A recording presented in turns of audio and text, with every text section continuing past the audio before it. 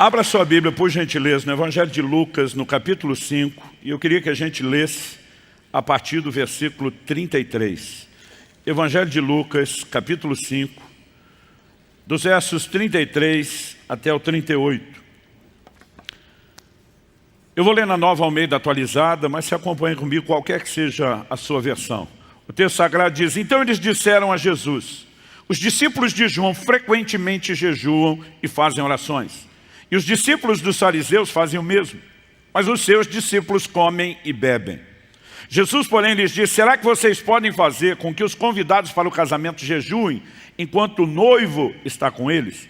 No entanto, virão dias em que o noivo lhes será tirado, e então, naqueles dias, eles vão jejuar. Também lhes contou uma parábola: ninguém tira um pedaço de uma roupa nova para colocar sobre roupa velha, pois se o fizer, rasgará a roupa nova, e além disso, o remendo da roupa nova não combinará com a roupa velha. E ninguém põe vinho em odres velhos, vinho novo em odres velhos, porque se fizer isso, o vinho novo romperá os odres, o vinho se derramará e os odres se estragarão. Pelo contrário, vinho novo deve ser posto em odres novos. Bom, eu quero tomar a observação que esse grupo faz diante de Jesus, quando eles mencionam os discípulos de João, uma referência aqui a João Batista, frequentemente jejuam e fazem orações. E eles dizem: e os discípulos dos fariseus fazem o mesmo. Ele diz: mas os seus comem e bebem. Obviamente isso não era um elogio nem aos discípulos, nem tampouco a Jesus. Imagine hoje alguém se dirigindo a um pai, uma mãe ou a ambos, dizendo: os filhos de fulano são a benção, os filhos de Beltrano são comportadinhos, os filhos de Cicrano conhecem limites, mas os seus. Quer dizer, por trás disso nós teríamos não apenas uma exposição de um comportamento errado dos filhos, como também uma maneira de responsabilizar os pais. O que aconteceu aqui não foi diferente. Até porque naquela cultura, criticar o discípulo já era criticar o mestre, mas fazê-lo pessoalmente era um ato de confronto. E a observação fala de grupos que, como nós lemos, jejuavam com frequência.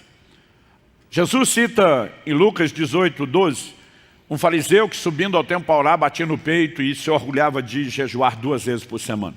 Durante muito tempo eu achei que aquilo era a prática daquele cara. Mas quando você observa a tradição, todos os fariseus jejuavam 2 vezes por semana. Eles, na verdade, faziam isso às segundas e às quintas-feiras.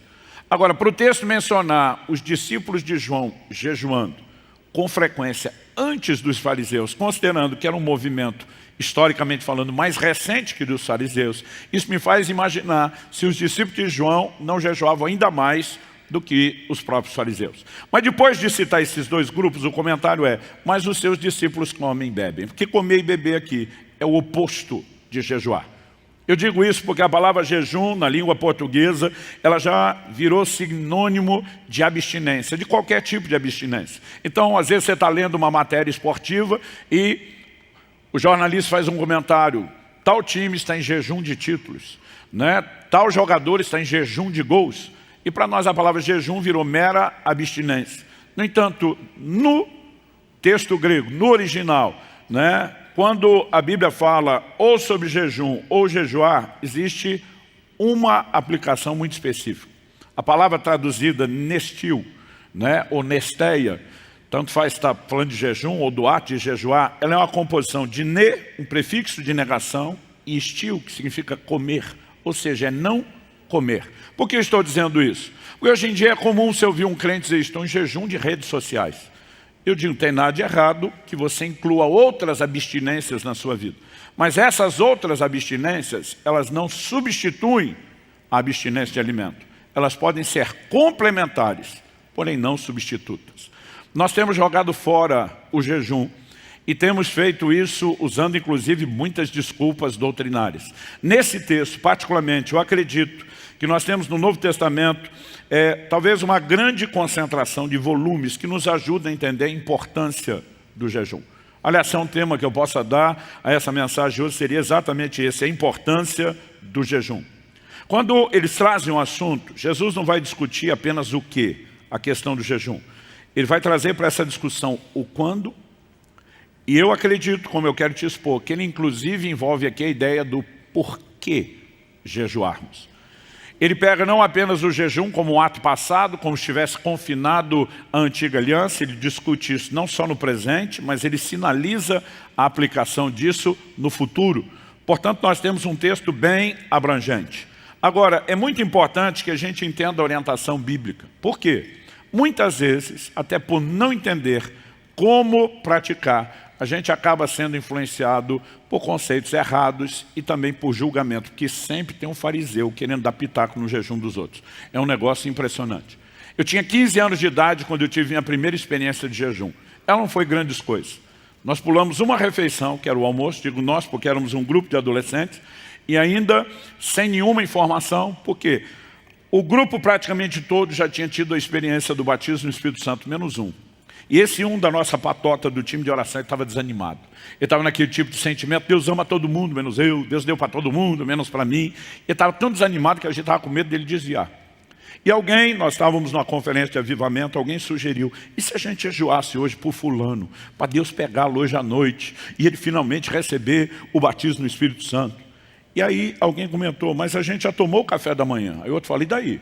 Nós podemos jejuar a partir do almoço? Não tem hora marcada para jejuar. Alguém disse, não? Aí o cara falou, acho que não, que ninguém sabia nada.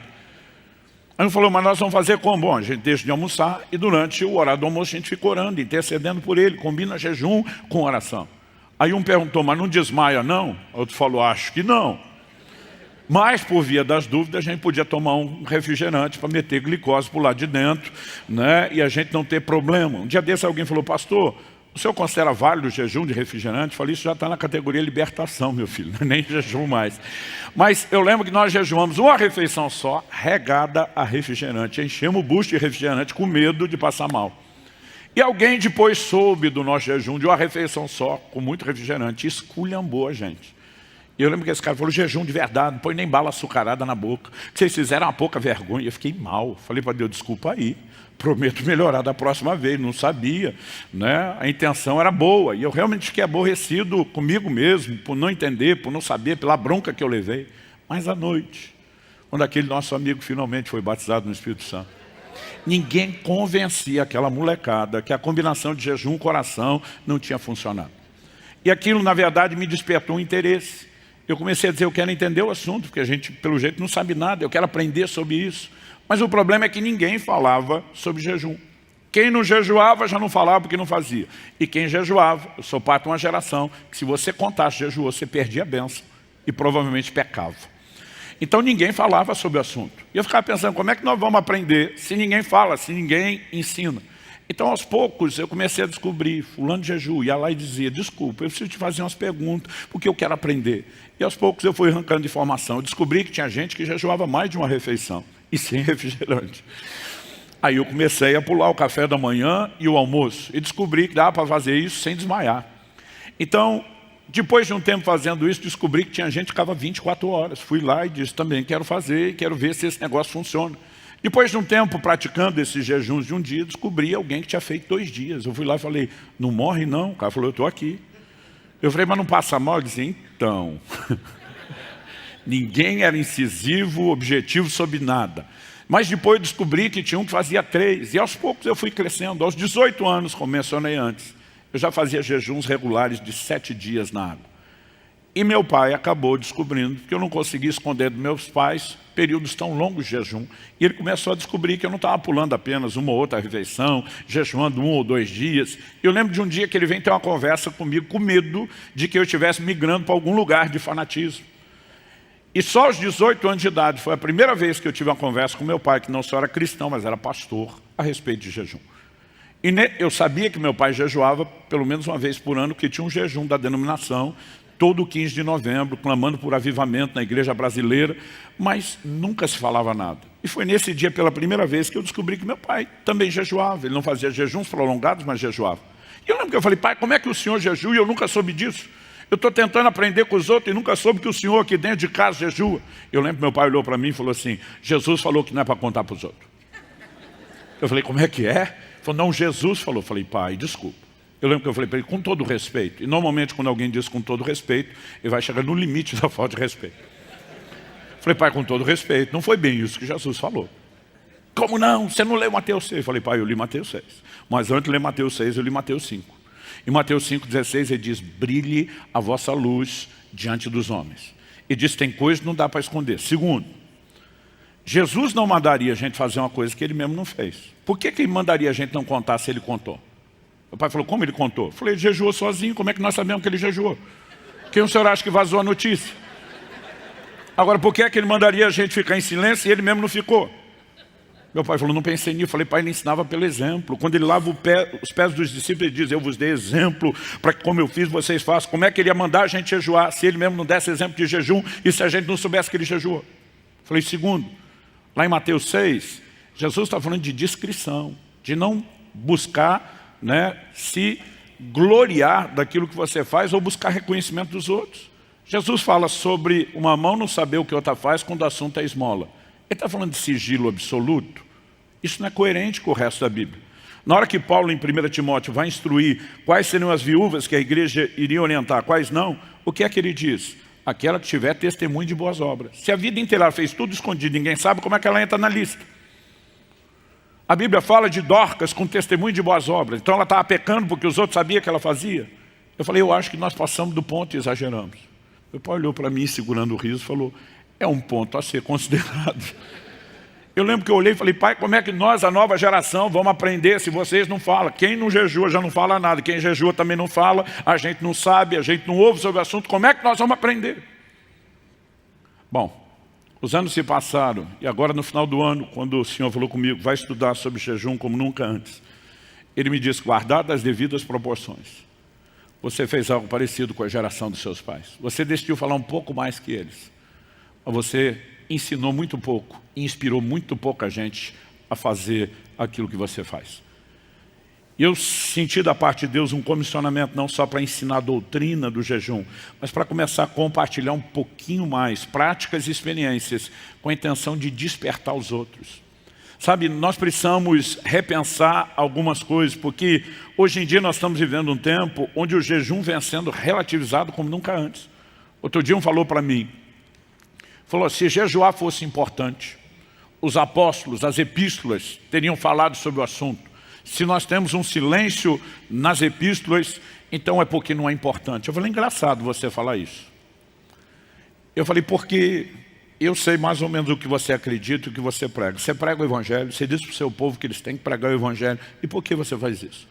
Onde que você tem um imperativo nas epístolas sobre pregar o evangelho? Quem foi incisivo sobre o assunto foi Jesus.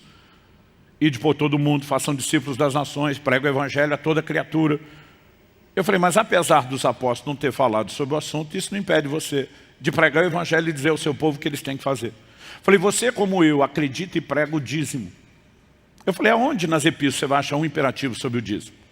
Você tem uma menção no livro de Hebreus, que apresenta uma tipologia que quando Abraão se curva diante de Melquisedeque, é abençoado por ele ao entregar os dízimos. Melquisedeque é uma figura de Cristo. O autor de Hebreus diz que Levi, que era o bisneto de Abraão, que nem existia, ainda nos lombos de Abraão, entregou os dízimos a Melquisedeque. E eu entendo que isso é uma figura dos dízimos passando do sacerdócio levítico para o de Cristo. É uma transição da velha para a nova aliança. Falei, mas onde é que está o imperativo que manda a gente fazer? Falei, Jesus falou mais sobre o assunto do que as epístolas. Ele falou o dobro de vezes sobre o assunto do que as epístolas falaram. Isso não te impede de praticar e ensinar. Eu falei, você como eu, querendo falar em línguas, aonde nas epístolas tem um imperativo sobre isso? Você vai ver Paulo dizendo que o que fala em línguas edifica-se a si mesmo. Você vai ver ele comentando, dou graça a Deus que falo mais em línguas do que todos nós. Mas onde é que está a ordem? Falei, quem foi incisivo sobre o assunto foi Jesus em Marcos 16. É sinais seguirão os que creem, falarão novas línguas. Eu falei, isso não te impede. Agora, quando o assunto é jejum, a sua lógica muda. Eu falei, se você discorda dos meus argumentos de interpretação, nós temos uma discussão subjetiva. Mas se você não concordar nem com os seus, de duas uma, ou isso é desonestidade ou é bipolaridade. Me ajude. Eu falei, desde quando o que Jesus ensinou precisa ser revalidado pelos apóstolos para ter autoridade? Eu falei, eu acho que você está confundindo as coisas. O que eles falavam, os apóstolos, precisava da autoridade de Jesus, e não o contrário. Jesus disse, eles vão jejuar. Ele não diz, pode ser, talvez. Ele diz, eles vão jejuar. E você está querendo dizer que o que Jesus falou não vale? Não, Jesus falou para quem está debaixo da velha aliança. Falei, me poupe dessa bobagem. Jesus disse que eles não jejuavam Enquanto com ele, quando a velha aliança vigorava, ele usa a analogia e diz, enquanto o noivo está presente, eles não vão jejuar. Quando o noivo for tirado, o que é o noivo ser tirado?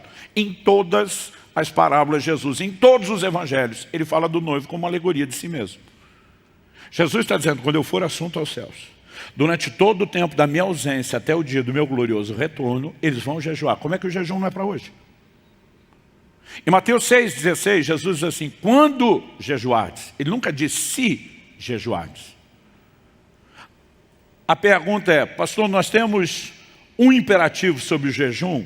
Claro, nenhum. Tínhamos na antiga aliança, um dia por ano, o Yom Kippur, o dia da expiação, onde Deus diz, aquele que não afligir sua alma será eliminado do meio do povo. Nós sabemos que afligir a alma é uma expressão usada para jejum ao longo de toda a Bíblia, e tanto no livro de Jeremias como em Atos, nós vemos que eles se referem a esse dia como o dia do jejum. Até porque se fosse só um sentimento, como é que quem não afligiu a alma seria eliminado do povo? Como julgar se teve ou não teve um sentimento? Então a Bíblia falava sobre jejum.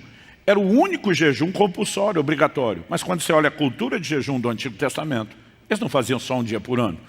O jejum está presente de uma forma recorrente, de forma repetitiva, ainda que não houvesse um imperativo. Quando chega no Novo Testamento, você também não tem uma ordenança clara. Isso me fez, de forma equivocada, por muitos anos, dizer, olha, quem não jejua não está em pecado, porque se não tem uma ordem, não é desobediência. Só que eu dizia, mas quem jejua vai ter acesso a manifestações do sobrenatural, que quem não jejua não tem. O próprio Jesus, quando questionado sobre um certo episódio, quando os discípulos não conseguiram expulsar um demônio, ele diz, tem casta que só sai com jejum e oração. Então ele dizia, tem níveis do sobrenatural que só se acessa com jejum. Mas não jejuar não é pecado. No início do ano, quando eu debrucei sobre o assunto, orando, jejuando, o Espírito Santo me confrontou e ele me disse, se um crente do seu rebanho, discipulado e pastoreado por você, depois de 30 anos de vida cristã, tivesse feito uma única ou nenhuma oração, você o consideraria um crente sadio? Eu falei, de jeito nenhum. Ele disse, por que não? Eu falei, porque oração é estilo de vida. Como é que o cara faz uma ou nenhuma? Ele me perguntou, se um crente do seu rebanho, durante uma vida inteira, desse uma ou nenhuma esmola, você o consideraria saudável espiritualmente? Eu falei, de jeito nenhum. Ele falou, por que não? Eu falei, porque isso é estilo de vida. Se importar com o necessitado, um coração doador, isso tudo é parte do caráter cristão. Como é que o cara vai fazer isso uma ou nenhuma vez? E aí o Senhor falou ao meu coração, então por que se ele jejuar uma ou nenhuma vez está tudo bem? Ele disse, no mesmo capítulo que eu ensinei sobre esmola, sobre oração, eu ensinei sobre jejum. Ao longo dos anos, isso tem sido apresentado como o cordão de 3 dobras por muitos cristãos. Unir as práticas da esmola, do jejum e da oração. Aliás, baseado na declaração de Isaías, muitos entendiam que essa coisa de se importar com o pobre envolvia que no dia do jejum você pegava a refeição que deixava de comer e a usava para alimentar os pobres. Eles combinavam jejum, oração e esmola. Mas de alguma forma, ao longo dos anos, a gente começou a criar justificativas. Outro dia um falou para mim, não, eu não jejuo porque o jejum é uma obra de mérito. Falei, então não ore, porque os dois aparecem juntos. Como é que a oração é um ato de fé e o jejum é uma obra de mérito? Eu falei, me ajuda a definir qual critério você usa para aplicar o quê? Então, quando Jesus diz em Mateus 6,16, quando jejuardes e não se jejuardes, ele deixou claro que ele esperava que a gente jejuasse. E agora eu vou jogar na conta de John Wesley, que o ombro dele é mais largo, as costas dele é maior do que a minha. John Wesley faz um comentário sobre a declaração de Jesus. Ele diz, apesar de não haver um imperativo claro no Novo Testamento que nos ordene a jejuar, se Cristo sinalizou a expectativa de que nós jejuássemos, e nós entendemos o que é viver para honrar e agradar o nosso Senhor, a mera sinalização de uma expectativa devia ter para mim e para você o mesmo peso de uma ordenança. Ele não tratou do assunto como opcional. Então, quando alguém me pergunta, o jejum é para hoje? Eu costumo dizer para as pessoas, como não? Outro dia um disse, as epístolas não falam sobre jejum. Eu falei, não falam. Elas não ordenam, mas elas falam. Paulo, escrevendo aos Coríntios, menciona 2 vezes no plural, jejuns. Mas eu olhei para as pessoas e falei, agora me ajuda a entender o seguinte, nós temos um imperativo, no Novo Testamento repetido várias vezes. Paulo diz, sede meus imitadores como eu sou de Cristo. Eu falei, agora presta atenção, Cristo jejuou. Paulo imitou Cristo e jejuou. Ele nos mandou imitar ele como ele imita Cristo. Mas ele botou alguma cláusula dizendo menos o jejum. Porque quando você olha para o livro de Atos, a igreja jejuava. Em Atos 9, Paulo na conversão jejua por 3 dias. Em Atos 13, antes daquele grande movimento missionário, os líderes de Antioquia estão orando e jejuando. Estamos falando de uma igreja de gentios, não só de judeus. Em Atos 14, quando ele sai estabelecendo presbíteros nas igrejas plantadas na viagem missionária, eles fazem isso com jejuns. Então como que nós vamos dizer que eles não jejuavam? Mas de alguma forma, nós começamos a tentar criar uma doutrina que justifique a nossa negligência. O que honestamente a Bíblia não fala é a periodicidade do jejum. De quanto em quanto tempo você vai jejuar, isso é decisão sua ou depende de uma direção do Espírito Santo. O que honestamente a Bíblia não fala é sobre a duração do jejum. Na Bíblia você tem jejuns que duram uma parte do dia, jejuns de um dia inteiro, e você tem jejuns maiores, de mais dias.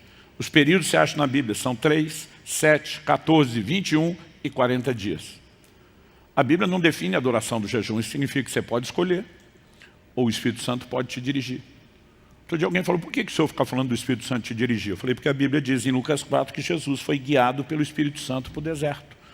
Aí o cara falou para mim, ele foi guiado para ser tentado pelo diabo, e não para jejuar. Eu falei, você acha que ele era guiado para uma coisa, mas não era para outra? Eu falei, parabéns para a sua capacidade de dedução impressionante, né? No momento onde o Espírito Santo está guiando para ser tentado por Satanás, ele vai fazer uma coisa que não é o estilo de vida do dia a dia, mas você acha que não existe nenhum nível de interferência.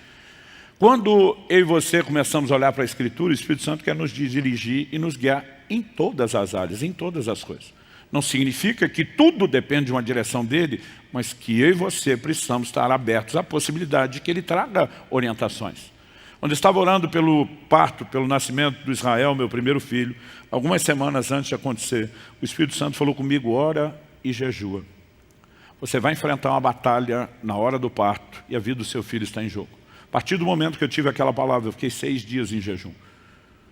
Alguém me perguntou, Deus te disse quando jejuar? Eu falei, não. Eu decidi jejuar e orar, até ter um testemunho no meu espírito de que eu tinha rompido, né, alcançado a resposta. Quando chegou o momento do parto, uma complicação aconteceu e meu filho, nas palavras de um médico não cristão, só está vivo por um milagre. Eu tenho visto ao longo de uma vida a importância de você ser sensível e obedecer à orientação e o direcionamento do Espírito Santo. Mas ele não definiu, Deus não definiu na Bíblia nem a periodicidade, nem a duração do jejum. A Bíblia também não define o tipo. Nós temos pelo menos 3 tipos de jejum. Um deles é o que Daniel fez. Daniel 10, versos 2 e 3 diz que ele jejua por 3 semanas inteiras. A Bíblia diz que ele não comeu carne, não bebeu vinho e não comeu manjar desejável. Ele não se absteve de todo tipo de alimento, ele se absteve de alguns. Nós chamamos isso de um jejum parcial. Outro dia alguém perguntou, pastor, o que é não comer manjar desejável? Eu falei, nos dias de hoje, especialmente para as mulheres, leia-se sobremesa de chocolate. Mas de alguma forma, a gente percebe que não é só Daniel que fez isso. João Batista, a Bíblia diz, se alimentava de mel e gafanhotos, tinha uma dieta restrita, uma vida jejuada. O jejum parcial, ele cabe. Um dia uma pessoa falou assim para mim, não, eu não jejuo porque eu tenho gastrite. Eu falei, faz jejum parcial. Ele disse, como assim? Eu falei, coloque suco, coloque caldo de legumes, você não precisa ficar sem comer nada. Depois de um tempo a pessoa falou, ó, legal, está funcionando, a gastrite está melhorando. Às vezes a gente acha mais desculpa do que solução. Outro dia um aqui na igreja falou, não pastor, eu não posso jejuar porque eu tomo um medicamento que ele é muito pesado e ele faz mal se não vier acompanhado de comida. Falei, quantas vezes por dia você toma medicamento? Ele falou, só de manhã. Falei, criatura, almoça de manhã, não precisa nem tomar café, almoça de manhã, enche o bucho, toma o seu remédio e deixa para almoçar de novo. No dia seguinte você já tem 24 horas de jejum. Ele, é mesmo, né? Outro dia um falou assim para mim, não pastor, eu não jejuo porque eu passo fome. Eu falei, nós já estamos nesse nível. Mas há alternativas com as quais nós podemos trabalhar. Para quem nunca fez, eu oriento o que eu comecei. Começa pulando a refeição, descobre como seu corpo reage, depois pula 2. Né? O jejum intermitente, assim como o parcial, é uma excelente ferramenta. Mas além desse jejum parcial, a Bíblia diz em Lucas 4:2 que Jesus durante 40 dias não comeu e ao fim dos quais ele teve fome. A Bíblia não diz que ele não bebeu e nem que ele não teve sede. E sempre que a Bíblia não é incisiva sobre não ter havido ingestão de água, presume-se que houve. Nós chamamos esse tipo de jejum normal. Você ingere água, até porque a água não é alimento, mas seu corpo é constituído de mais de 70% de água e você depende dela para a sua subsistência. Ah, pastor, mas não tem jejum na Bíblia sem água? Tem. Esse nós chamamos de jejum total ou absoluto. Normalmente ele não dura mais de 3 dias. Esse foi o jejum que Paulo fez em Atos 9, esse foi o jejum que Esther convocou durante os seus dias, esse foi o jejum que o rei dos ninivitas proclamou depois da mensagem de Jonas. 3 dias sem comer nem beber. Por que normalmente ele não é praticado mais do que 3 dias? Porque com 5 dias sem água, o seu corpo pode começar a entrar em colapso. Ah, mas a Bíblia diz que Moisés ficou 40 dias sem comer nem beber. Sim, aí nós botamos isso na categoria sobrenatural. Quando você entrar lá na nuvem da glória, você pode fazer a mesma coisa. Eu tive o privilégio de conhecer o irmão Yun, o Homem do Céu, que escreveu aquele livro, O Homem do Céu, publicado pela editora Betânia. Ele uma vez ficou 74 dias na prisão, sem comer nem beber. Não há explicação humana, racional, fisiológica para isso. Nós chamamos de jejum sobrenatural. Então, tirando isso, eu particularmente, jejum total, eu nunca fiz mais de um dia. Nunca me aventurei nem os 3 dias. Tem vários amigos que já fizeram 3 dias, eu particularmente nunca fiz. Né? Mas o jejum com água é considerado normal. Quando eu era garoto e lia que Jesus jejuou 40 dias, eu pensava, ele fez isso porque era Jesus. Tipo, ele fez isso no modo Deus, não no modo homem. Mas a verdade, gente, é que o jejum ele é mais assustador para quem não fez do que, na verdade, na prática para quem faz. Uma das grandes dificuldades que nós temos quando paramos de comer é entender a própria fisiologia do jejum. O que acontece quando você deixa de ingerir uma refeição? Se a gente pulasse agora o almoço, sua energia ela entra através da glicose, que vem principalmente do carboidrato que você come. Deixou de comer, você vai sentir um desconforto. Esse desconforto ainda não é fome. Ele tem a ver tanto com os seus hábitos de comer, como uma adaptação do seu corpo que está pedindo por aquela fonte de energia. Mas se não for suprida, ele tem uma alternativa. Qual a alternativa? Ele vai buscar glicogênio armazenado nos músculos e principalmente no fígado. Com no máximo 3 dias, isso pode acontecer com 1, né? A sua reserva de glicogênio acabou. Então não entrou glicose, acabou o glicogênio, o que ele vai fazer? Seu organismo vira uma outra chave, ele vai entrar em cetose. Já ouviu falar da dieta cetogênica? As pessoas fazem nessa dieta o que acontece no jejum, porque deixam de comer carboidrato, quando deixam de entrar a glicose, acabou o glicogênio, o organismo entrou em cetose. O que é a cetose? Você passa a viver como fonte de energia das suas reservas de gordura. E é uma dieta praticada para queimar gordura acumulada. Agora, acredite, quando você entrou em cetose, você depois dos primeiros 3 dias de desconforto, que normalmente é a desintoxicação do corpo, você vai deixar de ter fome. As pessoas não acreditam nisso, mas no jejum prolongado você não tem fome, porque você troca um alimento externo por um alimento interno, que são suas reservas de gordura. Até o 5º dia, todo mundo concorda que ainda dá vontade de comer. Tem uns camaradas que você der bobeira com o braço perto e dá uma mordida até o 5º dia, mas tirando a vontade de comer, normalmente não se tem fome. Eu com 7 dias na água, eu tinha energia. Eu já desde garoto jogava bola, futebol com a turma em jejum, porque você simplesmente transiciona, você vira uma chave. E aí a gente fica imaginando, não dá. Gente, para Jesus, quando a Bíblia diz que depois de 40 dias ele teve fome, essa fome é a fome real, literal. O que é isso? As reservas de gordura se acabaram. E agora o organismo está entrando na fase de inanição, que é consumo de tecido vivo. O que me faz acreditar que Nosso Senhor era assim, ó, no padrão do corpo do Silas. Fit. Por que eu deduzo isso? Gente, eu já fiz vários jejuns de 40 dias. Eu nunca senti fome, porque aqui tem reserva, meu amigo. Os 2 últimos que eu fiz são um assunto que se der, eu falo no final. Eu fiz treinando, me exercitando, quer dizer, você tem um gasto ainda maior. Não achei o final das minhas reservas de gordura. Então, a gente pode jejuar mais do que normalmente imagina. Você sabe qual é o recorde mundial de jejum, registrado no Guinness Book de 1971? Um escocês fez 382 dias de jejum, só com ingestão de água, sal e multimineral. Nada disso dá a ele energia, ele vivia das suas reservas. Começou também com mais de 200 quilos, terminou com 83. O cara ficou mais de 1 ano sem comer, ganhou de um urso hibernando. Diz que quando ele voltou a comer, não lembrava o gosto da comida, de tanto tempo que não comia. Não estou aqui pregando, incentivando nenhuma irresponsabilidade. Só quero te dizer, não estamos falando de um jejum espiritual, não estamos falando de um ato sobrenatural, estamos falando de algo naturalmente possível. Eu acredito que jejum prolongado, você depende de alguns ingredientes. Para mim, além da direção do Espírito Santo, eu digo às pessoas, é bom que tenha prática, porque você vai conhecendo os limites do seu corpo aos poucos. Mas também, no meu caso, para me proteger de ser acusado de encorajar os outros a irresponsabilidade, eu só faço esses jejuns de 40 dias com acompanhamento médico, antes, durante e depois. Então, não estou aqui dizendo que você tem que brincar com isso. Eu não acho que jejum de 40 dias é para todo mundo. Mas acho que Deus vai chamar muito mais gente do que os que têm experimentado isso. Agora, a Bíblia não define a periodicidade, não define a duração e nem o tipo do jejum. Isso significa o quê? Que você escolhe ou é guiado pelo Espírito Santo. Aqui na igreja eu tenho repetido uma frase para pegar um embalo num meme e eu mando o povo dizer assim, meu jejum, minhas regras.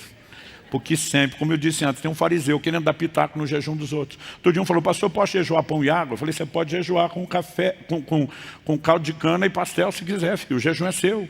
Você que decide o que entra, o que sai, o que tira, por quanto tempo. Sabe, o bom, quando as pessoas sempre querem saber quais as regras do jejum. Eu digo, a regra é que não tem regra. Você decide como fazer. Mas o que nós não podemos é achar que a gente tem o direito de não fazer. Dá para entender a diferença? Dito isso, vamos acelerar. Por que jejuar? Eu aprendi aos 15 anos de idade que o jejum não muda Deus. O jejum muda você. Então vou repetir. Deus não deve nada para alguém que jejua. O jejum diferente de uma mentalidade. A maioria dos crentes já não jejua, mas no meio pentecostal você vai ver que o jejum ainda é praticado, incentivado. Nesse meio, você vê muitas vezes uma mentalidade distorcida, quase como se o jejum fosse uma força coercitiva para Deus fazer o que a gente quer. Ou uma moeda de troca, de barganha, como se aquilo gerasse mérito. Se a gente imaginar que existe algum tipo de merecimento, nós estamos contradizendo a doutrina da graça e daquilo que se recebe mediante a fé. A gente tentar imaginar que alguém pode coagir Deus a fazer algo é um absurdo. Porque quando falamos da oração, qual é a perspectiva bíblica? 1 de João 5, 14 e 15 diz, se pedimos alguma coisa segundo a sua vontade, sabemos que Ele nos ouve. E se sabemos que Ele nos ouve, temos certeza que recebemos o que dele pedimos. Se a oração só é eficaz dentro da vontade de Deus, não contra ela, porque o jejum seria diferente. Davi passa 7 dias prostrado com a cara no chão jejuando. Por quê? Porque ele recebeu uma palavra profética de juízo, de que a criança gerada na concepção pecaminosa com Batseba ia morrer. E ele fica 7 dias com a cara no chão, jejuando diante de Deus. Senhor, não deixa a criança morrer, não deixa a criança morrer. Imagina Deus olhando do céu, dizendo, vai morrer, vai morrer, vai morrer, e morreu. Porque Deus não deve nada para quem jejua. E não muda a vontade dele porque você jejua. Mas para não dizer que o jejum de Davi não teve proveito nenhum, eu particularmente acredito que teve um impacto enorme no processo de arrependimento que ele externa no Salmo 51. Porque o jejum nos muda, ele não muda Deus. E algo que eu comecei a perceber é que Jesus traz para essa conversa algo interessante. Tão logo ele diz, eles vão jejuar, o texto nos mostra que no verso 36, Jesus conta uma parábola, ele entra com uma alegoria, na verdade com duas. Primeiro ele diz, ninguém tira um pedaço de uma roupa nova para colocar sobre roupa velha, pois se o fizer, rasgará a roupa nova, e além disso, o remendo da roupa nova não combinará com a roupa velha. E depois ele vai falar de vinho novo em odres novos.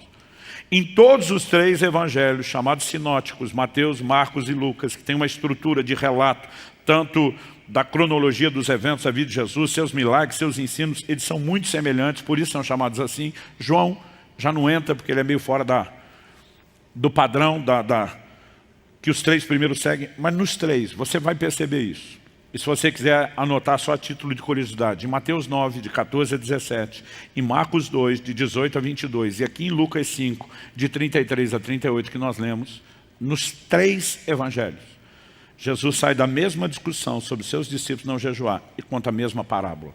Ou seja, de acordo com a hermenêutica, as regras de interpretação bíblica, você não pode desconectar o que ele fala na sequência do assunto do jejum. Esse é o ponto em discussão. Pastor, o senhor acha que o que ele falou se limita só ao jejum? Não, não podemos dizer que se limita só ao jejum, mas não pode ser desconectado do assunto do jejum. Então o que é que Jesus estava querendo dizer com isso? Eu creio que ele está sinalizando que o jejum tem um impacto no que eu vou chamar da questão da estrutura, da nossa estrutura. Quando Jesus diz ninguém pega uma roupa nova para recortar e usar isso para remendar a velha, quando ele diz ninguém faz, ele não está falando de impossibilidade. Ele está falando de bom senso. E a gente precisa botar uma lente cultural e entender o que acontecia na época. A maioria das pessoas não tinha o que eu e você temos hoje. Opções de troca de roupa. Aliás, tem muito crente até hoje, eu acho que estatisticamente um pouco mais as mulheres do que os homens, tem a mania de abrir o guarda-roupa, olhar e murmurar, tem nada para vestir hoje. Eu vou dizer que nem Salomão, em toda a sua glória, tinha um guarda-roupa como o seu. As pessoas nem tinham guarda-roupa. A maioria das pessoas, quando eu falo maioria, a maioria esmagadora, quase absoluta, viajava sem mala, gente. Jesus disse para os seus discípulos, quando vocês forem pregar, não levam uma segunda túnica, que ele estava dizendo, viaja com a roupa do corpo. Quando os gibeonitas chegam para Josué e os líderes e querem simular aquela história que vieram de longe, qual o argumento deles? Só colou porque era algo comum que acontecia. Eles dizem, quando saímos da terra longínqua, essas roupas eram novas. Olha o estado delas. Por que essas roupas que eram novas no início da longa jornada, assim como as sandálias agora estão velhas? Porque o povo não trocava de roupa, dormia no chão, não tinha hotel à beira do caminho. Tomava banho de rio, lavava a roupa, ela saía secando. A maioria das pessoas não se vestia bem. As vestes não eram apresentáveis. Jesus menciona os que vestem vestes finas estão nos palácios. A grande parte da pirâmide, tirando o topozinho dos palácios, não vestia bem. Então muitas vezes estavam com roupas rotas, sujas, rasgadas, remendadas. E o cara não tinha nada o que trocar. Agora imagina uma pessoa que está com a roupa nesse estado. E alguém chega e oferece uma muda de roupa nova. Não precisa ser muito inteligente. O que o bom senso diz, descarta esse negócio que você está usando, fica com a nova, problema resolvido. Agora Jesus está dizendo que ninguém numa situação dessa ia olhar para a roupa nova e diz, não, é muito pano, não preciso disso tudo. Só tem uns buracos faltando aqui. Então me deixa recortar isso aí para remendar o meu. Jesus disse, se fizer isso, você estragou a nova e não resolveu o problema da velha. Mas por que Jesus está dizendo que ninguém faz? Se ele não está falando de impossibilidade e sim de bom senso, por que é que ele vai falar daquilo que ninguém já faz? Porque ele não está falando da troca de roupa no natural.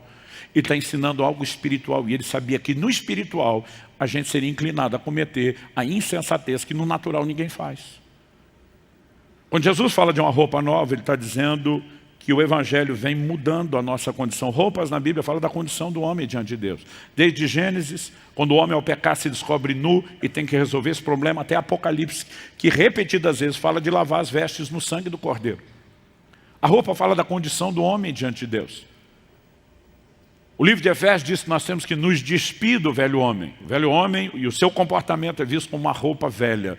E nós temos que nos revestir do novo homem. Troca de roupa. Mas tem muita gente que em vez de viver de renovo, que é a troca de roupa, ele quer viver de remendo. O que é viver de remendo? Eu não preciso de tudo que o Senhor está oferecendo. Me dá um pouco disso para eu adaptar no que eu já tenho. Então a tentativa de adaptar o novo, aquilo que o Evangelho oferece, a uma velha estrutura de vida, vai dar ruim, não funciona. Esse é o exemplo que Jesus emenda com a outra parábola, com a outra alegoria, quando ele fala de não colocar vinho novo em odres velhos. Para nós a palavra odre não significa muita coisa, mas era um cantil. A maioria já sabe disso, né? Feito com o couro do animal. Mas a pergunta é, por que o vinho está tão associado ao odre? Na Bíblia inteira você vai achar uma menção de um odre contendo água, uma menção de um odre contendo leite. Todas as outras sempre estão relacionadas com o vinho. Por quê?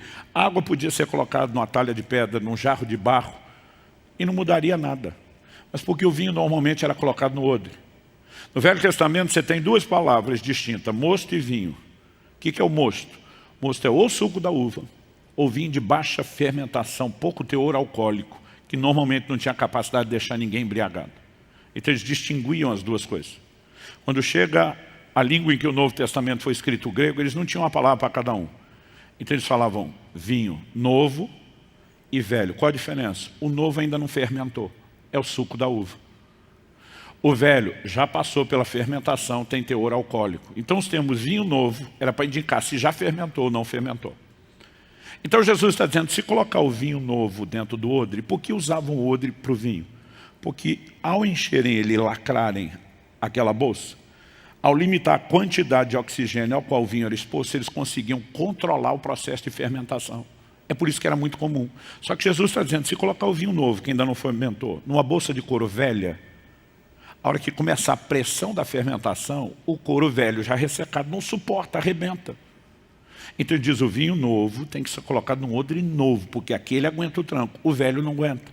O que é que Jesus está dizendo? De novo, que o novo de Deus não pode ser adaptado numa estrutura velha de vida. Tentar fazer isso, dar ao evangelho prazo de validade, vai dar ruim. Talvez essa seja a razão pela qual nós temos milhões de desviados na nação brasileira. A gente tem levado as pessoas a acreditar que elas podem adaptar o novo de Deus na velha estrutura de vida, não pode. Então, se Jesus está falando do assunto do jejum nesse contexto de estrutura, de que o novo não pode ser recebido na estrutura velha, então de alguma forma ele está falando do impacto que o jejum tem sobre nós enquanto indivíduos. Antes de procurar falar do que eu entendo sobre isso, a primeira coisa que eu queria dizer é, quando a gente tenta entender como o jejum funciona, isso não é para colocar em xeque o que Jesus falou. Se Jesus está dizendo que ele vai ter resultado nessa área, ele vai ter resultado e a gente não precisa entender. Em Marcos 4:26, a Bíblia diz, o reino de Deus é semelhante a um homem que plantou uma semente, e ela brota sem ele saber como. A semente não brota pelo tanto que você entende de germinação. Não importa se é um engenheiro agrônomo que tem todas as especializações possíveis em germinação, ou se é alguém leigo como eu e você, ou muitos de nós que não sabemos muito do assunto. A semente, ela vai germinar se ela for plantada. O engenheiro que sabe tudo, se não plantar, não vê germinar. Eu que não sei nada, se plantar, vou ver germinar. Porque a germinação não depende do conhecimento, sim da prática. Então preste atenção, jejum não funciona para quem entende, jejum funciona para quem pratica. Eu vejo uns caras que estudam tudo sobre jejum, discute, mas não faz. Agora eu conheço uns que não estudaram quase nada. Eu fiquei impressionado enquanto estudava no início do ano e Deus começou a me fazer entender as coisas. Eu comecei, depois de descobrir os princípios bíblicos, então é por isso que essas coisas estavam acontecendo na minha vida. Mas o resultado não depende de você entender. Quem está acompanhando? Mas pastor, por que ele tem um impacto na nossa estrutura? Quando eu e você nascemos de novo, Jesus explicou para Nicodemos, o que é nascido da carne é carne, o que é nascido do espírito é espírito. Por que ele diz que tem que nascer outra vez? Porque deu ruim no primeiro nascimento. A Bíblia diz que nós viemos a esse mundo com a carne pecaminosa. E temos uma velha natureza. Mas quando nascemos de novo, nós nascemos de novo no nosso espírito. Isso significa que até que Jesus volte e o corpo seja glorificado, ele ainda carrega a velha natureza. Mas ao nascer de novo, você recebeu uma nova natureza, onde? No seu espírito. Como o seu espírito não desincorporou no dia que você nasceu de novo, você vagando por aí, esse espírito recriado com a nova natureza está vivendo onde? Dentro de uma gaiola chamada corpo. Eu chamo de gaiola. Paulo em Romanos 8 chamava de cativeiro da corrupção. E o pau está quebrando entre as duas naturezas. É por isso que a essência da transformação, ela diz respeito à mortificação da carne.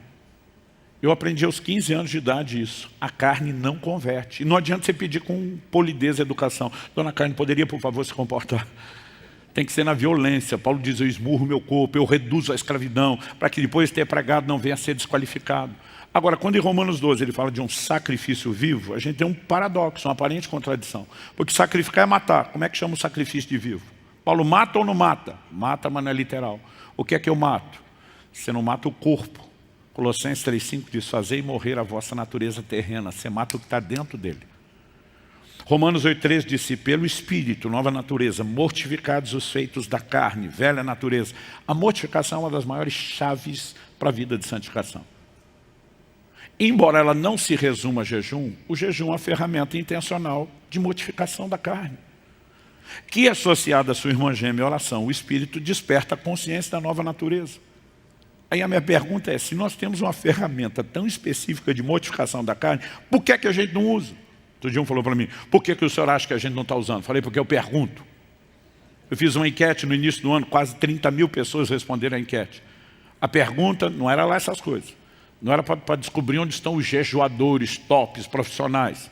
Era só para medir a febre. Minha pergunta número 1 foi, quantos já fizeram pelo menos um dia, 24 horas de jejum, na vida? Isso é a mesma coisa que vamos descobrir como está a vida de oração do povo, dizer quem já orou uma vez na vida. Não é grande coisa. Para minha surpresa, quase 60%, 59 ponto alguma coisa por cento desses quase 30 mil disseram nunca ter tido uma experiência de um dia de jejum. Nenhuma. Aí me aventurei a fazer uma segunda pergunta. Qual era a segunda pergunta? Quem já jejuou de 3 a 7 dias? Não disse que tinha que ser só na água, nem ininterrupto. Apenas 14% sinalizou ter feito um jejum maior do que um dia, nesse limite de 3 a 7. Quanto mais eu converso com as pessoas, mais convencido eu estou de que a maioria esmagadora no jejum, até porque normalmente a gente nem entende como fazer, como funciona, o que a Bíblia diz. Mas sabe o que eu tenho descoberto ao longo dos anos jejuando? E quanto mais recorrência e maiores os jejuns, fica mais fácil perceber isso, que o jejum produz um alto nível de mortificação. Quem jejua com frequência vai entender um pouco melhor o que eu digo. As coisas materiais perdem absurdo, inexplicavelmente o seu valor enquanto você está jejuando. O coração fica blindado contra a ofensa. Por que esse tipo de mudança? Porque o centro de gravidade de quem jejua muda. O centro de gravidade da terra puxa para baixo. O centro de gravidade do reino de Deus puxa para cima, buscar as coisas que são de cima, pensar as coisas que são do alto. Em 2018, Deus me chamou pela primeira vez para um jejum de 40 dias na água. Eu nunca tinha feito mais do que 21. E penso num jejum que me deixou em crise, uma crise profunda. Pastor, por quê? Um de muitos motivos. Meu temperamento é colérico. Para quem não sabe o que é, barraqueiro por natureza, eu explico. Quase todo dia que eu acordo, eu abro o olho na cama e já penso, você é crente e é pastor, se comporte hoje. Eu brinco que nem deu tempo de espreguiçar, o Espírito Santo já está do meu lado, sussurrando. Fruto do Espírito é amor, mansidão, domínio próprio. Às vezes viro a cara para ele, dou de cara com a minha esposa dizendo, seja mais doce, meu amor. Eu estou cercado de todos os lados. Mas durante 40 dias de jejum, nada e ninguém me irritava. Quem é um colérico vai entender melhor o que eu estou falando isso. Eu não me lembro de passar tanto tempo numa calmaria interior como a que eu estava. O negócio era tão forte que minha esposa, quem conhece melhor vai entender isso, ela é um doce de pessoa, mas nem Kelly aguentava. Ela olhava para mim e dizia, quem é você? Quem está aí? O que você fez com o meu marido? Como quem diz, que homem manso é esse que eu não conheço? Ela dizia, meu amor, você está tão calmo. Eu dizia, você não imagina por dentro. É uma paz. Mas pastor, por que isso te deixou em crise? Não era bom? Não, isso aí era maravilhoso. A crise é porque acabou com a minha desculpa. Porque a vida inteira eu dizia, é o temperamento. Só que o temperamento não mudou enquanto eu jejuava. A parte boa de liderança do colérico estava lá purificado pela oração. O que é que mudou? A parte ruim, a carnalidade da coisa, é que não tinha força para se expressar. A carne, como diziam os antigos, apanhando que nem cachorro. 40 dias sem comer, só na água, sem entretenimento, com Bíblia e oração, ela estava estribuchante, tinha força para nada. E eu comecei a perceber que um chip muda de maneira profunda na mente de quem jejua. Aliás, Paulo diz isso em Romanos 8,5, os que se inclinam para a carne pensam das coisas da carne, os que se inclinam para o Espírito pensam das coisas do Espírito.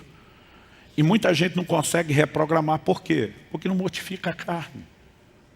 O jejum tem um impacto extraordinário nessa questão da estrutura. Agora, outro dia um falou para mim, não, eu jejuei uma vez, não senti nenhum resultado, não fiz mais. Eu falei, eu também conheço um cara que foi um dia na academia, não saiu maromba, ele parou. Falei, parabéns para você, para o seu poder de conclusão. Estamos falando de um estilo de vida e não de uma única experiência. Mas para terminar, vocês me dão mais uns 10 minutinhos? Quem dá 10 minutos aí? Isso sempre funciona, 10, 20, 30, 40, não importa quão velho seja. Não, só mais um pouquinho, talvez uns 15. Além desse impacto que o jejum tem sobre nós enquanto indivíduos, eu queria mexer de forma breve num assunto que eu creio que agora nós vamos sair de alimento líquido para alimento sólido.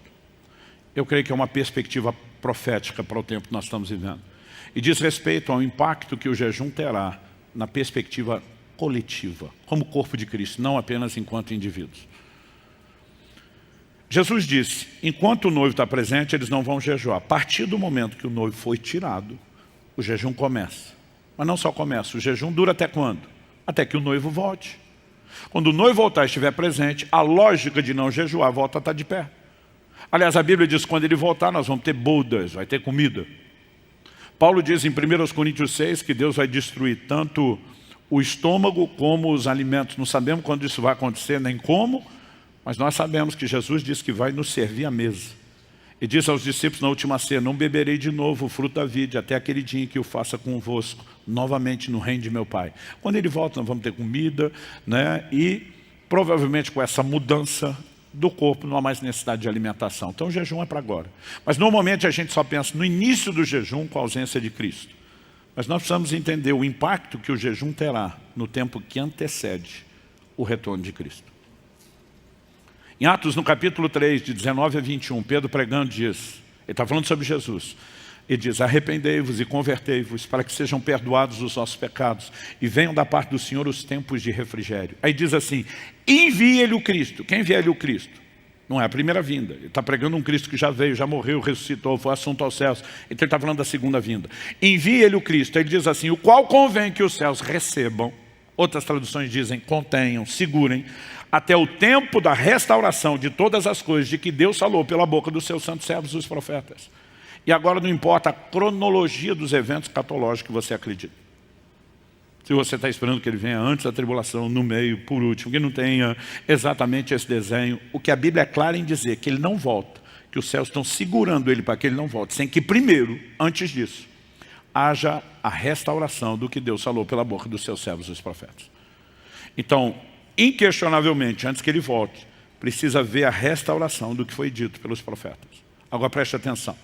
Pedro não está falando sem que haja o cumprimento do que os profetas falaram. É lógico que tem profecias que não se cumpriram e vão se cumprir. Mas Pedro está dando o que a gente poderia chamar de uma espécie de filtro. Ele está falando da restauração do que os profetas falaram. Então ele está falando de profecias que já se cumpriram ao longo da história e terão um cumprimento replicado. Elas serão restauradas no seu cumprimento. Isso já diminui muito o volume de profecias que nós temos para analisar. Eu viajo muito. Eu estou toda hora pesquisando passagem aérea, hotel, né? E tem hora que você não quer ver toda a oferta que aparece, porque é muita coisa. Então, eu sei que um dia como ontem, eu tenho que pregar de manhã no Rio de Janeiro, mas tenho que pregar aqui à noite. Eu tenho que voar de tarde, eu boto um filtro, eu elimino os voos, eu quero voo direto, porque dependendo da conexão não dá tempo, e com isso você diminui a oferta. Então, dependendo de onde vou ficar, eu boto um filtro também.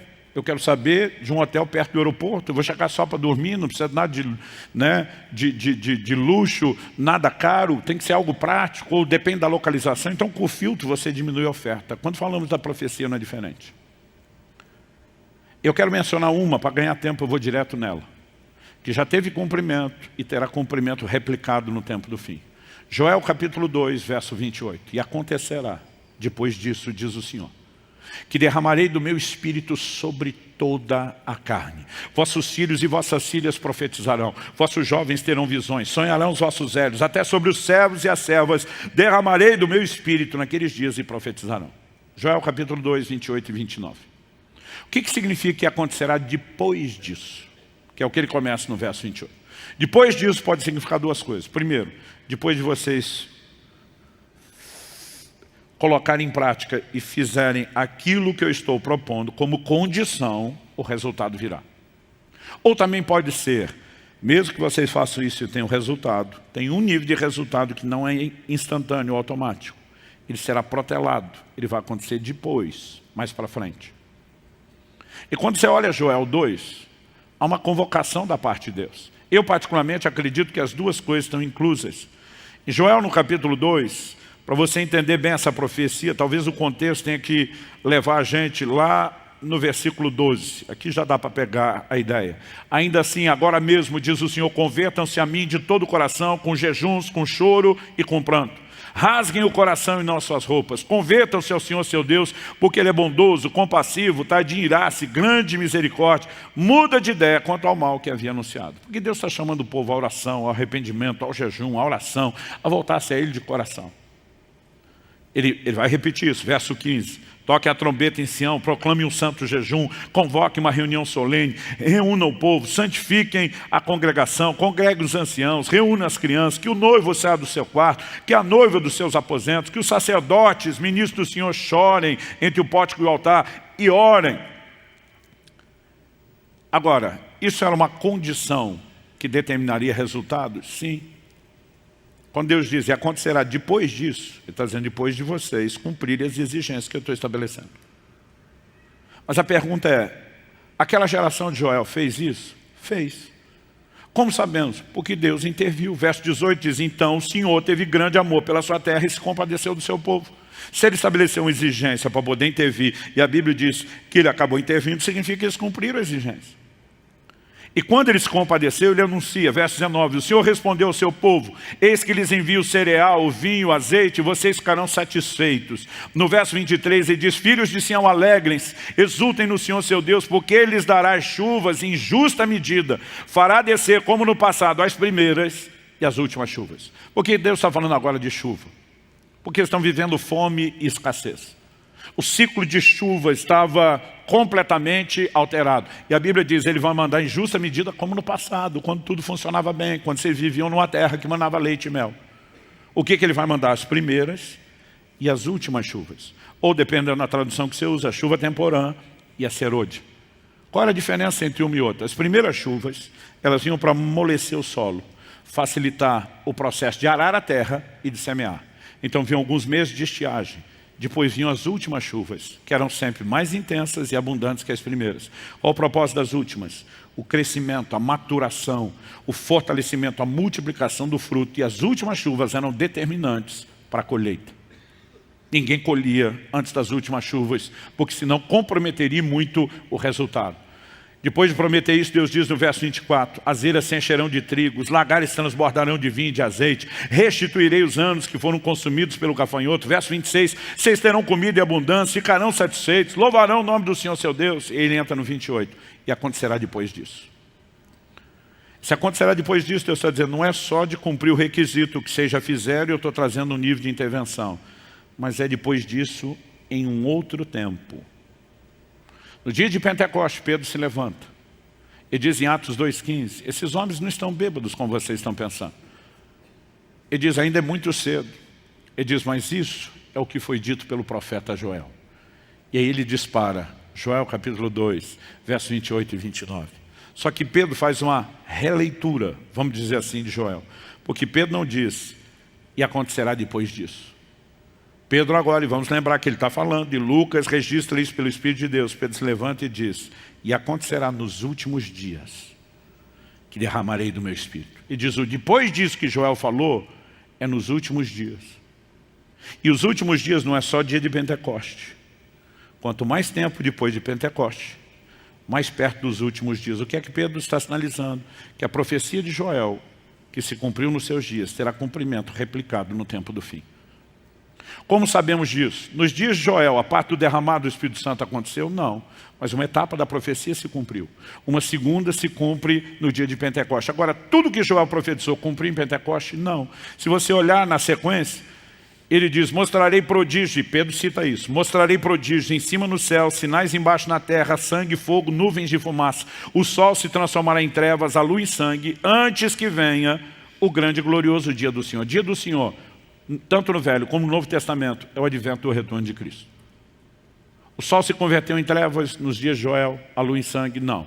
Isso aconteceu nos dias de Pentecoste? Não. Quando é que vai acontecer? Nos últimos dias. São sinais que antecedem a vinda de Cristo. O próprio Jesus falou disso, Mateus 24, 29. Logo em seguida da tribulação daqueles dias, o sol escurecerá, a lua não dará sua claridade, as estrelas cairão do firmamento, os poderes dos céus serão abalados. Então aparecerá no céu o sinal do Filho do Homem, e todos os povos da terra se lamentarão e verão o Filho do Homem vindo sobre as nuvens do céu com poder e grande glória. O sol escurecendo, a lua não dando essa claridade, sinal que antecede a vinda de Cristo. Apocalipse 6, versos 12 a 14. Vi quando o cordeiro quebrou o sexto selo, houve um grande terremoto. O sol se tornou negro como pano de saco feito de crina. A lua ficou toda vermelha como sangue. Sol escurecendo, lua como sangue. As estrelas do céu caíram sobre a terra, como a figueira deixa cair os seus cigos verdes, quando sacudida por um vento forte. E o céu recolheu-se como um pergaminho, quando se enrola. Isso tudo ainda vai acontecer, ou seja, a profecia de Joel já teve um cumprimento nos seus dias, teve um novo cumprimento no dia de Pentecoste e terá uma terceira etapa de cumprimento. Quando? Nos dias que antecederão a vinda de Cristo. Agora, quando Joel diz, eu vou derramar do meu Espírito, ele vem num contexto, depois de Deus ter prometido, eu vou restaurar as chuvas, as primeiras e as últimas. Primeiro ele fala de chuva natural, depois ele fala das chuvas espirituais. Há um paralelo que está sendo construído.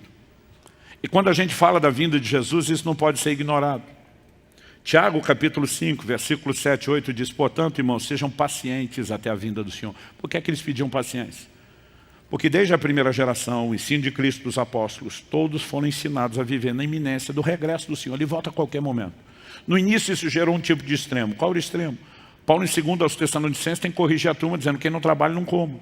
Porque se falar tanto da vinda de Jesus, que alguns estavam dizendo, para que trabalhar? Quando eu era adolescente, se falava mais da vinda de Jesus do que hoje. O que eu e vários amigos adolescentes pensavam? Para que estudar? Para que trabalhar? Jesus está voltando. A única coisa que a gente era um pouquinho mais ousado. A gente dizia, Maranata, vem Jesus. Mas a gente dizia, só espera a gente casar. Porque esse a gente queria viver primeiro. Mas depois de um tempo a igreja migra de um extremo para outro. Qual é o outro? 2 de Pedro 3. Ele diz, muitos estão zombando da promessa da sua vinda. Desde que os pais dormiram, os primeiros líderes, apóstolos morreram, tudo permanece como desde o início. Cadê Jesus que não voltou? Esse é o momento que eles estão vivendo. Tiago está dizendo, sejam pacientes. Tiago está dizendo, se ele prometeu que vai voltar, ele vai voltar. Sejam pacientes até a vinda do Senhor. Aí ele dispara, eis que o lavrador aguarda com paciência o precioso fruto da terra até receber as primeiras e as últimas chuvas. Sejam também vocês pacientes, fortaleçam seu coração, pois a vinda do Senhor está próxima. Depois de pedir paciência, ele dá um exemplo de paciência. Qual exemplo ele dá? Do lavrador. Todo mundo plantava a sua horta em casa, todo mundo entende aquilo. Ele diz, o lavrador tem que esperar com paciência, não só as primeiras chuvas, que permitiram ele arar e plantar, mas ele tem que esperar as últimas. Por que ele tem que esperar as últimas? Porque se ele colher antes das últimas, ele vai sabotar a sua própria colheita. Ele vai ter uma colheita proporcionalmente muito menor e inferior do que se ele tivesse um pouco de paciência, porque as chuvas vão potencializar o crescimento e a multiplicação. Então não é sábio colher antes. Aí ele usa o lavrador como uma figura. Ei, pega a paciência dele como exemplo para a sua. Mas eu quero te dizer que na minha leitura, Tiago não está só dando o exemplo da nossa paciência, ele está usando uma alegoria profética. Cristo é o lavrador. Nós somos o precioso fruto da terra. E Cristo está exercendo paciência para não voltar de forma depressa e prematura. Porque se ele voltar antes das últimas chuvas, a colheita será sabotada. Quem fala sobre isso? 2 de Pedro 3,9. O Senhor não retarda a sua promessa, ainda que alguns a julguem demorada. Pelo contrário, Ele é paciente com vocês, não querendo que ninguém pereça, mas que todos cheguem ao arrependimento. Pedro está explicando, Ele só não voltou ainda, não é porque Ele não queira, Ele está exercendo paciência.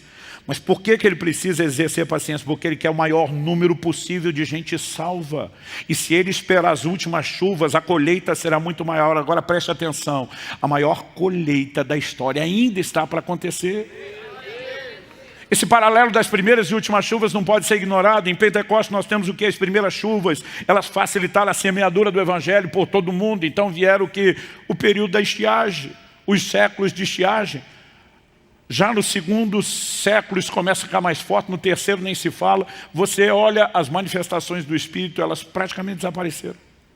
Elas minguaram de tal forma que criou-se doutrinas para justificar o cessacionismo. E não vou dizer que Deus determinou isso, eu creio que é muito mais negligência humana. Nós vivemos um período tão privilegiado que a gente não para pensar nisso. Depois de séculos de estiagem, no período que a própria história, os não crentes chamam de a era das trevas para a igreja, nós começamos a ter sinais de avivamento desde a reforma, que eles vêm crescendo. Junto com eles, aos poucos, as manifestações do Espírito. Mas do século XIX para o XX, o movimento pentecostal irrompeu. Espalhou sobre a terra que nem fogo em capim seco. E desde então, nós temos tendo um crescente. Nas décadas de 60 e 70, nós tivemos o que alguns chamam de movimento carismático, outros de renovação espiritual, e Deus de novo soprou sobre a terra com força. Agora preste atenção, a terra ainda está para ver o maior derramar do Espírito que jamais foi presenciado. As últimas chuvas estão vindo e as vozes proféticas estão levantando para dizer, eu ouço o ruído de abundante chuva. Agora o que eu e você precisamos entender, pastor, que isso tudo tem a ver com jejum. Na primeira etapa do cumprimento da profecia de Joel, Deus diz, volte-se a mim de todo o coração, com jejuns, proclame jejum. O que ele está dizendo? Não vai rolar o que eu quero fazer, se vocês não jejuarem.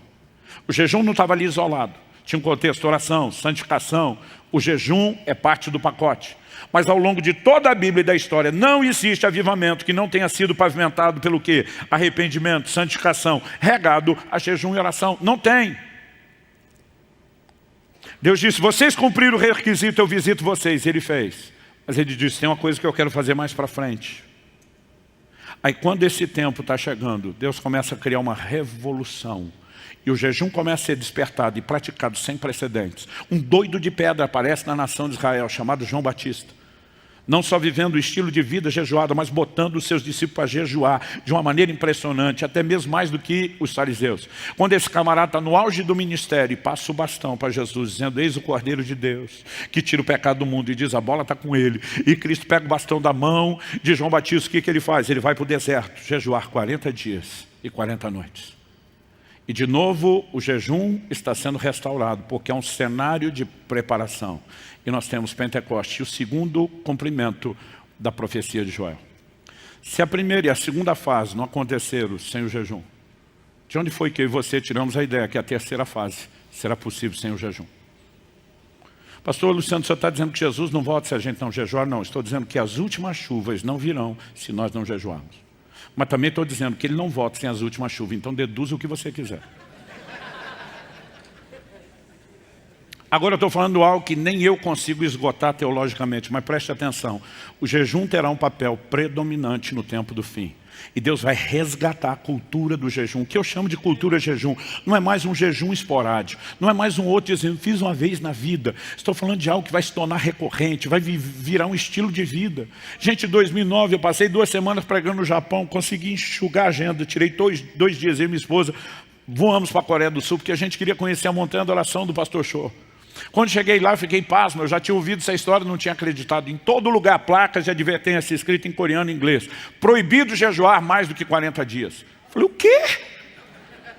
Eu nunca tinha feito um jejum de 40 na época, o meu maior tempo era 21 dias. Eu falei, aqui você tem que proibir o povo de jejuar. Eu conhecia 2 ou 3 na época, aqui no Brasil, que tinham feito jejuns de 40 dias. Então eu já estava na fase de acreditar, não é só para Jesus, tem mais gente que consegue. Mas era muito raro ouvir isso. Hoje eu posso te nomear, te dar o nome de dezenas e dezenas e dezenas de pastores que têm feito jejuns de 40 dias, meus amigos, gente que tem feito várias vezes. Algo está mudando de uma forma lenta, mas progressiva, algo está mudando. Deus vai resgatar a cultura do jejum. Agora eu não estou falando só jejum prolongado. Talvez alguns de vocês nunca vão fazer jejuns prolongados, mas ele precisa se tornar mais frequente, mais recorrente. Não importa o tipo, não importa a periodicidade, não importa a duração. O jejum precisa ser resgatado, porque haverá um aspecto coletivo de uma liberação celestial que acontecerá em função do jejum. E é um tempo, é uma hora. No início do ano, eu gastei esse período de jejum e oração. Sabe, eu tinha a época que, descobrindo o jejum, eu pensava, um dia eu quero fazer uma vez na vida. E depois de ter feito o primeiro, a minha mentalidade foi, graças a Deus, cheguei lá. E não preciso disso de novo. No ano seguinte, 2019, eu brinco que Deus me trollou. Desculpa se te ofende usar essa expressão. Eu lembro até hoje, era o mês de junho, eu estava jantando e ele me disse, amanhã você não come. Puxa, amanhã eu não como e pensei, jejum de um dia.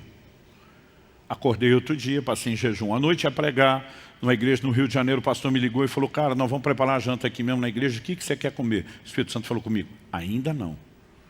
Quando ele falou, ainda não, eu falei, esse negócio não vai ser um dia só. Eu falei, me fala um suco verde, detox, é uma preparação que normalmente eu faço antes, não depois de já ter começado. Ele falou, o que é esse negócio? Eu falei, eu te mando a receita. Aí eles me deram tanto suco verde que eu não consegui beber tudo. Levei um monte de garrafa para o resto da viagem. Aí no segundo dia, fiz o jejum. Quando estava no final do dia, o Espírito Santo disse, ainda não. Terceiro dia, continuei. Cada dia que eu acordava, ele dizia, ainda não. No 6º dia, eu tinha uma viagem. Eu iria primeiro para Malta, Itália, fazer algumas gravações. Depois eu tinha uma caravana em Israel. Minha esposa disse, você vai jejuar na viagem? Eu falei, vou jejuar até ele falar que pode. Ele disse, mas quanto tempo? Eu falei, não sei. Por enquanto ele só diz, ainda não. Eu viajei no 6º dia. Gente, já tive em mais de 50 países. O melhor lugar para mim, na minha opinião, do mundo para comer é a Itália. O melhor lugar da Itália para comer se chama Nápoles. E eu fui para Nápoles. Pela primeira vez, cheio de planos. Ele só dizia, ainda não. Eu lembro quando cheguei em Israel, depois de uma semana de gravação na Itália, em Nápoles, eu já estava no 13º dia do jejum. Minha esposa falou, até quando vai esse jejum? Eu falei, amor, não sei. Ela falou, Deus não deu nenhuma dica. Eu falei, meu amor, Deus dá dica. Deus fala as coisas com clareza.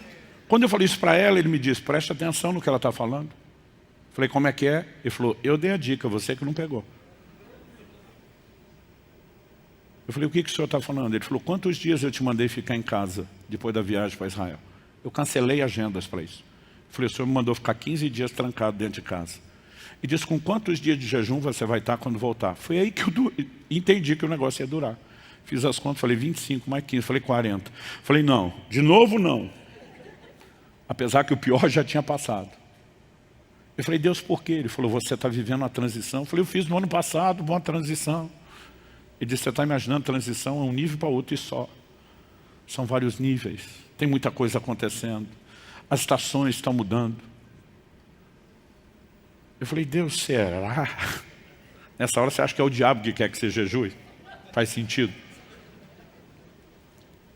O Espírito Santo falou comigo, aguarde alguns dias.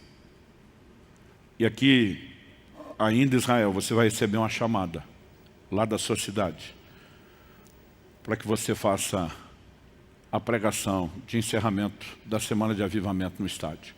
Não tinha nada programado, faltava 1 mês e pouco. Falei para Deus, não, eu vou estar lá, mas não vou pregar não. Ele disse, você vai pregar. E quando eles te chamarem, você vai entender isso como um sinal do que eu estou te falando. 4 dias depois, chegando no Mar Morto, o telefone toca. Um dos líderes envolvidos disse, pastor, o senhor vai estar conosco no evento do estádio? Eu falei, vou estar. Ele falou, nós estávamos orando aqui e veio no coração meio que de todo mundo que o senhor tem que dar uma palavra no encerramento. Eu lembrei daquilo. Eu falei, olha, normalmente diria que não e convenceria vocês a pegar um evangelista que fale para o não crente, não alguém como eu que fala para o crente. Mas eu tenho uma palavra de Deus, conte comigo. Naquela hora eu me enchi de fé, estava ainda no 18º dia, falei, vai. 2020 e 21, Deus não me deixou jejuar. Falei, agora que eu perdi o medo, peguei o gosto, o Senhor não me deixa. Mas no início de 22, Ele me chamou para esses 40 dias. No final Ele disse, no segundo semestre você faz outro. Final de julho eu iniciei outro jejum, terminei no início de setembro. Sabe, existe alguma coisa acontecendo, talvez não vão ser todos chamados a esse lugar, mas nós estamos vivendo um momento que é urgente. E deixa eu dizer mais, nesse mês de outubro, que antecede o segundo turno, precisamos orar e jejuar. E não digo apenas para que se definam candidatos, para que se defina rumo, destino da nossa nação. Dá para entender a diferença? É muito mais do que só a escolha. Nós estamos vivendo um momento crucial. E Deus está nos chamando a esse lugar. Eu não vim aqui te apontar o dedo, nem jogar pedra em você. Você é alguém que tem vivido confortável sem jejuar. Procure entender se Deus realmente te deixou à vontade ou se é só falta de informação.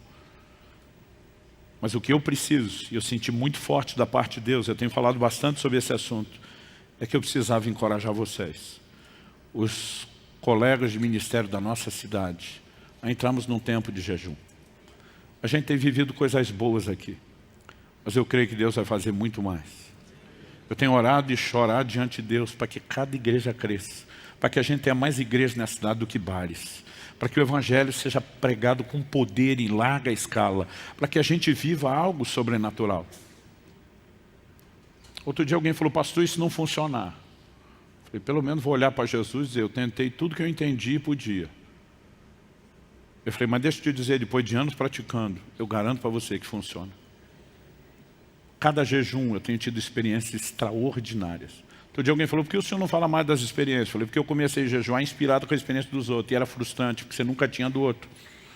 Aliás, em cada jejum eu tenho experiências novas, mas nunca é do jejum anterior. Então eu falei, eu decidi não vender o tipo de experiência, e sim o propósito de buscá-lo. Mas as experiências são extraordinárias, são empolgantes.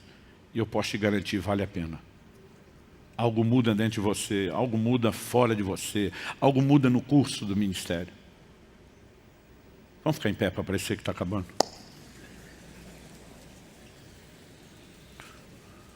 Como disse um amigo para mim outro dia, pastor, vamos encerrar que temos que entregar o jejum. O que eu estou falando não precisa de aplicação imediata. Tem uns irmãos que saem perturbados, eles acham que não podem nem almoçar.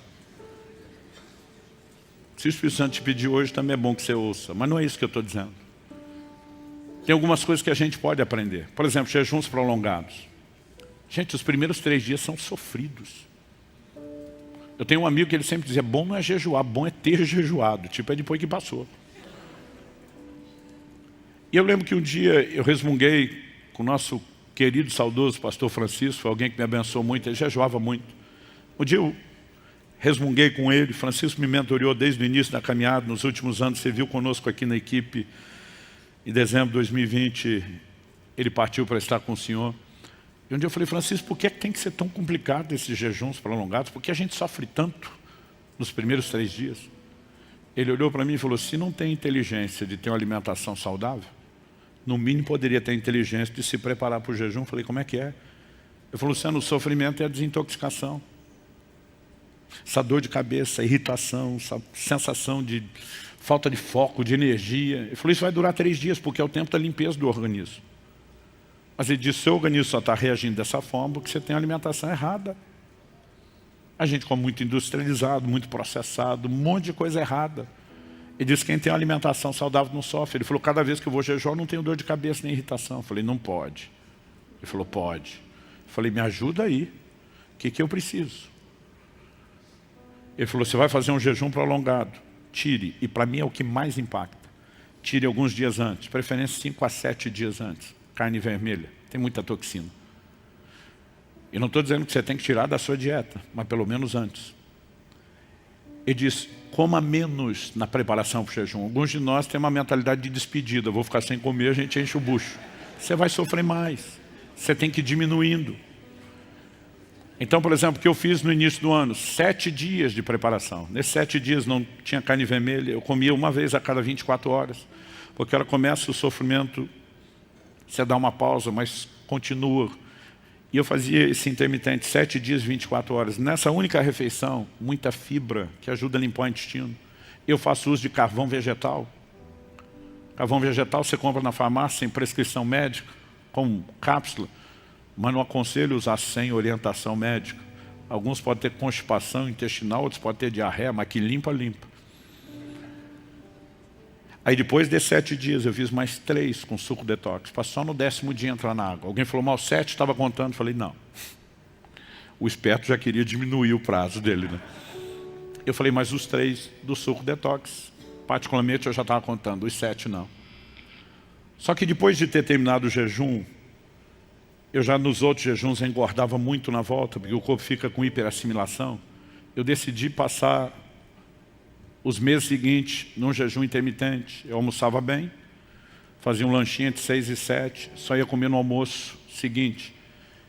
Eu acredito que até o início de setembro, que foi quando eu contei, eu tinha jantado 7 vezes apenas esse ano. Como eu fiz o intermitente, depois de um jejum de 40, que você limpa bem o organismo, quando eu estava me preparando para o segundo agora, e eu ia quebrar o primeiro dia, o Espírito Santo falou para mim, não quebra, você não precisa de preparação, seu corpo está limpo.